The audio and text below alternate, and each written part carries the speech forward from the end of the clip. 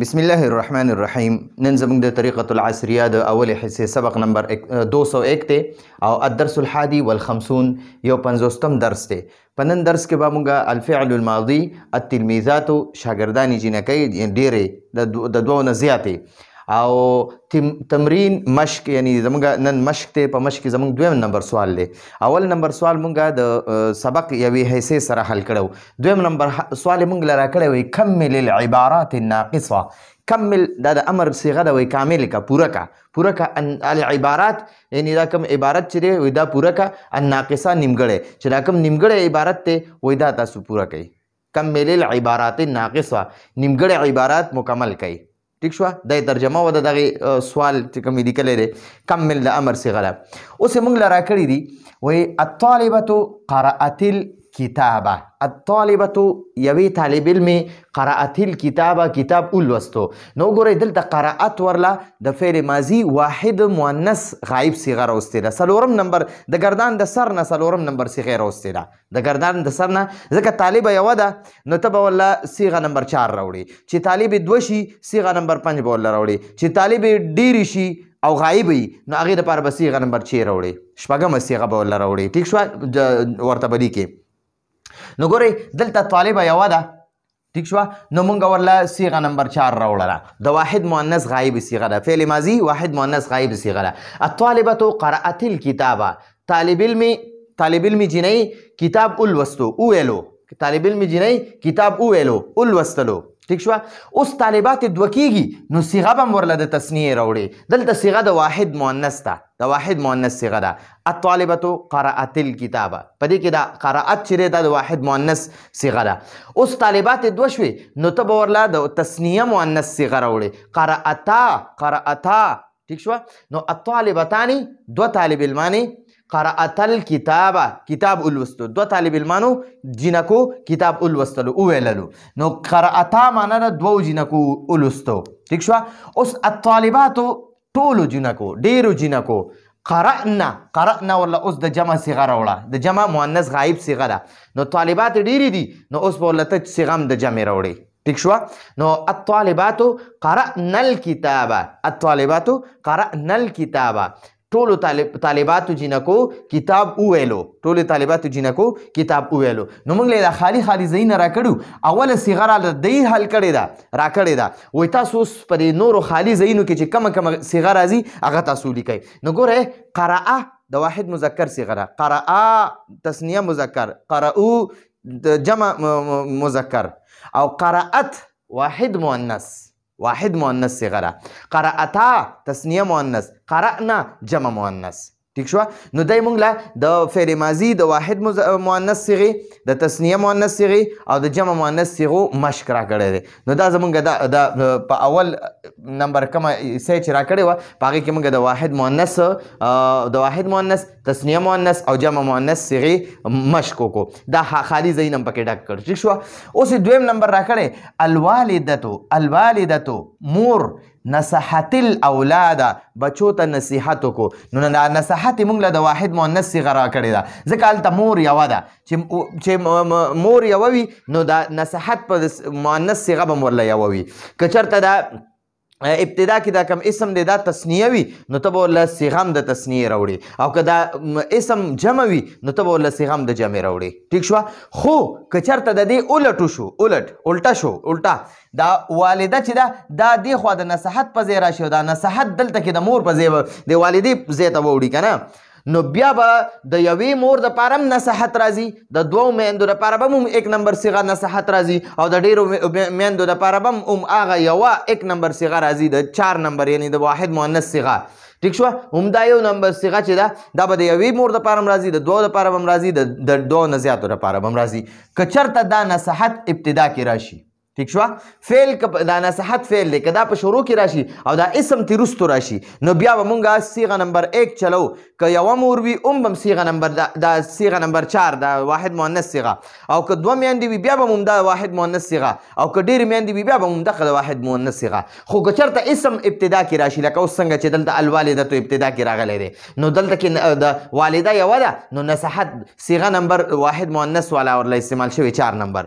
نو دلته کې الوالدتو نصحت الاولاد الوالدتو مور نصحت الاولاد بچو ته نصیحت وکړو بچو ته نصیحت وکړو نو نصحت فعل ماضی ده یعنی وی کړو کار وکړو کړی دی دا کار ٹھیک شو نصیحت یې کړی دی او اولاد بچو ته اوس وګورئ موږ سره دا میندې دوه شوې الوالدتانې دوه میندو دوه موریانو نو چې اوس موریانې دوه شوې نو ته به ورله اوس صیغه دا خالي ځای کې موږ له کوم دغه خالي ځای راکړی په دې کې به ته ور تثنیه صیغه ولګې نصحتا دواړو نصیحت وکړو الاولاده بچو ته الوالدتانې نصحت الاولاده دواړو میندو نصیحت بچو ته نصیحت وکړو دواړو میندو بچو ته نصیحت وکړو اوس وګورئ الوالداتو ټولو میندو ټولو موریانو نصحنا الاولاد بچو ته نصیحت وکړو دا نصحنا ورله اوس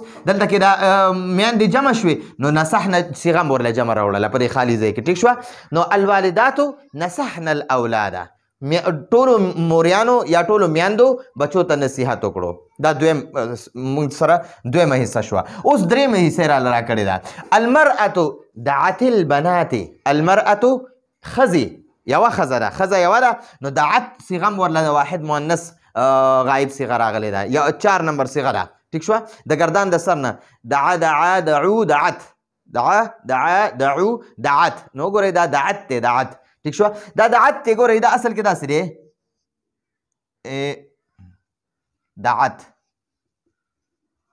دعت دا تا ساکن ده دا واحد مؤنث صیغه ده تا ساکن ده خو دا تا موږ دلته کې ځکه زیر لګولی چې دلته د الف لام سره لګېدلی دی لام سره دا تا ملو شوې ده نو دا تام ساکن ده او لام هم ساکن دی نو د دې وجې نه موږ به اولني ساکن له حرکت ورکو د کسرې حرکت ورکو نو ګورئ المرأة دعت البنات المرأة یوې ښځې دعت راوغوښتلې البنات جینکۍ المرأة دعت البنات ښځې جینکۍ راوغوښتې یعنې خپل خواله یې راوغوښتې راویې بللې اوس المرأتانې ښځې دوه شوې نو د دعوت دا صیغه به م ورله تثنیه راوړې دعتا البنات المرأتانې دعتا البنات دوو ښځو جینکۍ راوغوښتې ټیک شوه اوس دا ښځې جمع شوې النساء ګورئ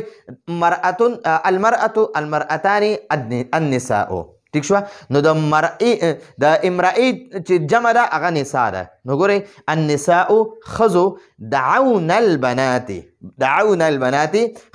جینکۍ راوغوښتلې نو دا دعونا ورله اوس ګورئ موږ سره دا نساء جمع شوه نو صیغه م ورله موږ د جمع مؤنث غایب صیغه راوړه ټیک شوه النساء دعونا البنات ښځو جینکۍ راوغوښتلې ٹھیک شوه اوس د خوا څلورم نمبر سټپ ته ګورئ المعلمه استاذه ښځه ده یعنی معلمه ده نو هغه کلاس ته داخله شوه نو یوه معلمه ده نو موږ به ورله د واحد مؤنث غایب صیغه راوړو المعلمة دخلت فی الفصل المعلمة استاذه دخلت داخله شوه فی الفصل کلاس ته درسګاه ته اوس ګورئ دا معلمات دوه شوې نو موږ به ورله صیغه بیا د تثنیې راوړو پرې خالي ځای کې به بیا موږ د تثنیې صیغه لیکو المعلمتانې دوه استادانې دخلتا داخلې شوې دواړه داخلې شوې فی الفصل کلاس ته نو المعلمتانې دخلتا فی الفصل دوه استادانې کلاس ته داخلې شوې اوس معلمات ډېرې شوې نو ته به ورله صیغه د جمع راوړې ٹھیک شوه چې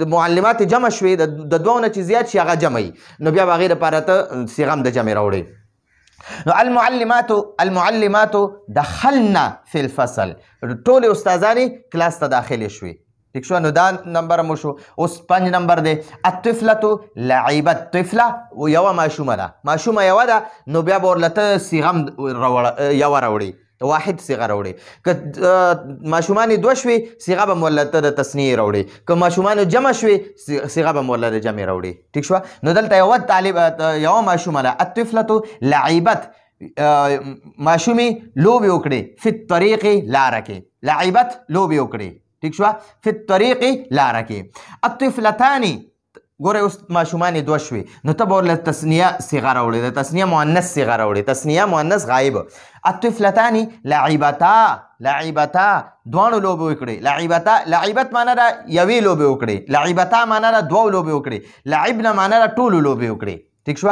نو الطفلتان دوه ماشومانې لعبتا لوبې وکړې فی الطریق لاره کې.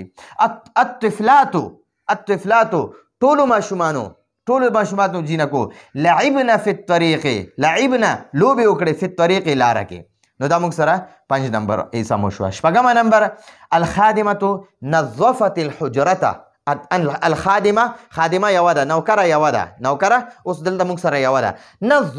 نظفت صیغه ولا موږ واحد مؤنث راوړه، واحد مؤنث ته موږ سره خادمه را سره یوه مؤنث ته، نو ته به ورله صیغه هم د واحد مؤنث راوړي. چې خادمان در سره دوه مؤنث دي نو ته به ورله صیغه هم د تثنیه مؤنث راوړي. چې خادمان ډېرې شوې جمع مؤنث صیغه به ورله راوړي. ټیک شوه. نو الخادمه نظفت الحجرة. الخادمه خادمي نوکري نظفت صفا کړه الحجرة حجره. ٹھیک شو حجره صفا کړه. الخادمتان دو نوکرانو خزو نظفتا. نو ته ول صيغه اوس ګوره خادمان دو شوي نو اوس صيغه ول د دوه وروړه د تسنیه وروړه. نظفتا نظفت یوې صفه یو کړه، نظفتا دوه صفه یو کړه، نظفنا ټولو صفه یو کړه. نو دلته کې خادمان دو شوي نو صيغه ول تسنیه وروړه. نظفتا دوه صفه یو کړه الحجرة د حجره. الخادمتان نظفتا الحجرة. دو خادمانو جنکو یا دو نوکرانو جنکو حجره صفا کړه. الخادمات نظفنا الحجرة. الخادمات ټولو نوکرانو جنکو یا ټولو نوکرانو خزو نظفنا الحجرة حجره صفا کړه. ټولو نوکرانو خزو حجره صفا کړه یا ټولو نوکرانو جنکو حجره صفا کړه.